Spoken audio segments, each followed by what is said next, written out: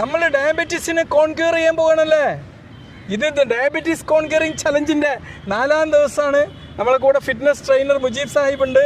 പറയുന്നത് എന്താണെന്ന് വെച്ച് കഴിഞ്ഞാൽ നമ്മൾ നാളത്തെ ഭക്ഷണം ഇന്ന് പ്ലാൻ ചെയ്ത് പോവാം. ഇന്നിപ്പോൾ ഞാൻ കോഴിക്കോട് വന്നതാണ്. എനിക്ക് പ്ലാനിങ് ഇല്ലാത്തതുകൊണ്ട് ഞാൻ നല്ലൊരു ഫുൾ പ്ലേറ്റ് ബിരിയാണി കഴിച്ച് എൻ്റെ വയറിലിപ്പോൾ നിറഞ്ഞിട്ടുണ്ട്. എനിക്ക് കിതപ്പ് ഫീൽ ചെയ്യുന്നുണ്ട്. ഓവർ ഭക്ഷണമായിപ്പോയി.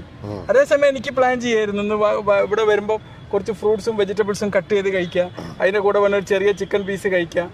അങ്ങനെ പ്ലാൻ ചെയ്തിട്ട് കഴിച്ചിട്ട് നമുക്ക് ഹെൽത്തി ഓപ്ഷൻ കിട്ടുന്ന ഒരു സ്ഥലത്ത് പോയിട്ട് കഴിക്കായിരുന്നു. അറ്റ്ലീസ്റ്റ് എനിക്ക് ഒരു ഫുൾ ബിരിയാണി എന്നുള്ളതിന് പകരം ഹാഫ് ബിരിയാണി കഴിച്ചാൽ മതിയായിരുന്നു. എനിക്ക് ആ പ്ലാനിങ് ഇല്ലാത്തതുകൊണ്ട് ഞാൻ ഓവർ ഭക്ഷണം കഴിച്ചിട്ടുള്ള ഡിസ്കംഫോർട്ട് ഫീൽ ചെയ്യാണ്. അപ്പോൾ പ്രമേഹം നിയന്ത്രിക്കണമെങ്കിൽ നമുക്ക് എപ്പോഴും വേണ്ട ഒരു കാര്യം എന്ന് പറഞ്ഞാൽ നമ്മൾ എന്ത് ഭക്ഷണം കഴിക്കണം എന്നുള്ള മുൻകൂട്ടി പ്ലാൻ. നിങ്ങളിപ്പോൾ ഇന്ന് രാവിലെ ഭക്ഷണം കഴിച്ചു കഴിഞ്ഞു, അതിനിപ്പോൾ ഉച്ചക്ക് ഞാൻ പൂളയും ബീഫും.